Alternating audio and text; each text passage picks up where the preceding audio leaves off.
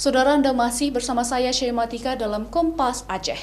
Sepanjang pandemi COVID-19 di Aceh, sebanyak 7 orang dokter dan 2 tenaga medis lainnya meninggal akibat COVID-19. Ikatan Dokter Indonesia Wilayah Aceh meminta masyarakat untuk tetap waspada dan selalu jujur saat berobat ke rumah sakit.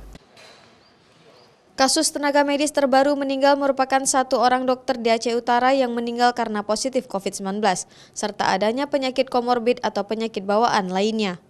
Dari sederet kasus kematian tenaga medis karena COVID-19 di Aceh, selain 7 orang dokter dan 2 tenaga medis lainnya, ada sebanyak 220 tenaga medis lebih, baik dokter, perawat, maupun tenaga medis lainnya yang positif COVID-19. Oleh karena itu, Ketua Ikatan Dokter Indonesia Wilayah Aceh, Dr. Safrizal Rahman meminta warga terus menjaga kesehatan, menerapkan protokol kesehatan, serta jujur akan gejala yang dialami saat berobat ke rumah sakit. 3 hari kemarin itu ada tambahan 1 orang dokter meninggal, yaitu dari Aceh Utara.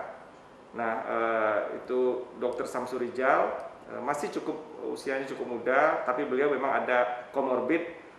Beliau meninggal dengan positif COVID dan sudah dimakamkan dengan protokol COVID, seingat saya hari Jumat lalu. Dan ini menambah angka kematian medis di Aceh menjadi 7 orang dokter yang meninggal karena COVID dan 2 orang petugas medis lainnya, yaitu 1 orang perawat dan 1 orang laboratorium. Ini total yang meninggal di Aceh. Hingga kemarin 17 November, kasus konfirmasi positif baru di Aceh bertambah 43 kasus, sehingga total kasus menjadi 7.975 kasus positif. Dalam perawatan sebanyak 1.310 kasus, meninggal 299 kasus, serta 6.366 kasus telah dinyatakan sembuh. Syahril, Kompas TV, Banda Aceh.